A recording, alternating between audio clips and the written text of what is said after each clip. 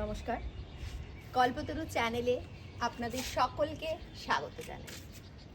আজকের আলোচনার বিষয় আগস্ট মাস আর কর্কট রাশি, অর্থাৎ আগস্ট মাসে কর্কট রাশির কর্মক্ষেত্র, আর্থিক অবস্থা, সম্পর্ক, স্বাস্থ্য, অর্থনৈতিক পরিস্থিতি কেমন থাকবে। এই বিষয়ে বলার আগেই, শুরু করার আগেই আপনাদের সাথে শেয়ার করে নিই এই মাসে আপনাদের করণীয় কি। শ্রাবণ মাস চলছে, তাই সোমবার দিনটা একটু মেনে চলুন। সাথে প্রত্যহ গণেশ চল্লিশা পাঠ করুন। ভিডিওটি ভালো লাগলে অবশ্যই একটা লাইক করে দেবেন, শেয়ার তো করে দেবেনই, আর একটা সাবস্ক্রাইব, কারণ সাবস্ক্রাইব বাড়লে সত্যি ভীষণ উৎসাহ বাড়ে কাজ করতে বা নতুন কিছু আপনাদের সামনে নিয়ে আসতে। তো প্রথমেই নিয়ে আসি কর্মক্ষেত্র। এই মাসে আপনার মধ্যে অদ্ভুত একটা আত্মবিশ্বাস দেখা যাবে, যে আত্মবিশ্বাসের ওপর ভিত্তি করেই আপনারা কাজকর্মে এগিয়ে যাবেন। কিন্তু মাথায় রাখবেন, কখনো কখনো এই আত্মবিশ্বাস অতিরিক্ত মাত্রায় হয়ে যাবে। এটা অতিরিক্ত মাত্রায় হয়ে গেলেই কিন্তু সমস্যা তৈরি হবে।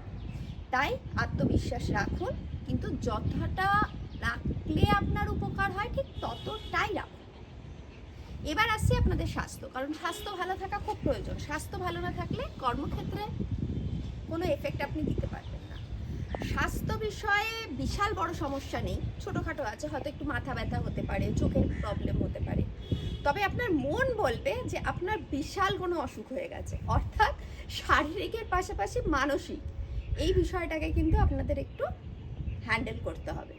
মনকে বোঝান আপনার বড় কিছু নয়, যেটা হয়েছে সাময়িক, ওষুধ খেলে ঠিক হয়ে যাবে। পারলে একটু মেডিটেশন করুন আর একটু প্রাণায়াম করুন। এবার আসছে অর্থনৈতিক পরিস্থিতি। কাজকর্ম করাই টাকা পয়সার জন্য, তবে এ মাসে একটু আলাদা হয়ে যাবে। কীরকম? দেখা যাবে আপনার আয় ঘটেনি, তার আগে ব্যয়ের লিস্ট রেডি, অর্থাৎ ঘরের টাকা তখনও ঢোকেনি, বেরোবে কি পথে সেটা কিন্তু রেডি হয়ে আছে। ফলে সঞ্চয় হচ্ছে না, অতিরিক্ত খরচা আপনাকে চিন্তায় ফেলবে।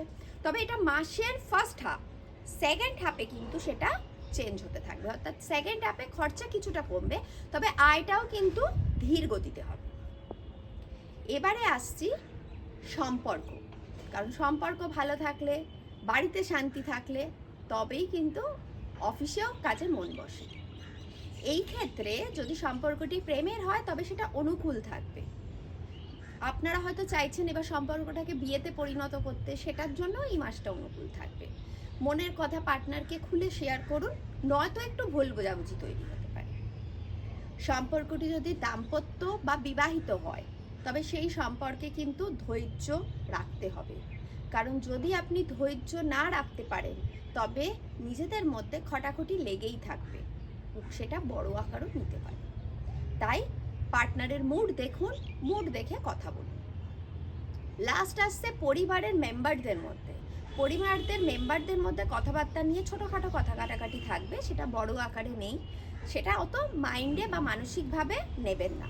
ভুলে যান, হয়েছে ভুলে যান, আবার সরি বলে ঠিক করে নিন।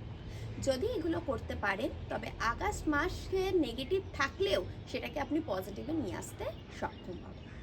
পজিটিভিটির আমাদের তখন খুব প্রয়োজন হয় যখন সামনে বাধা থাকে।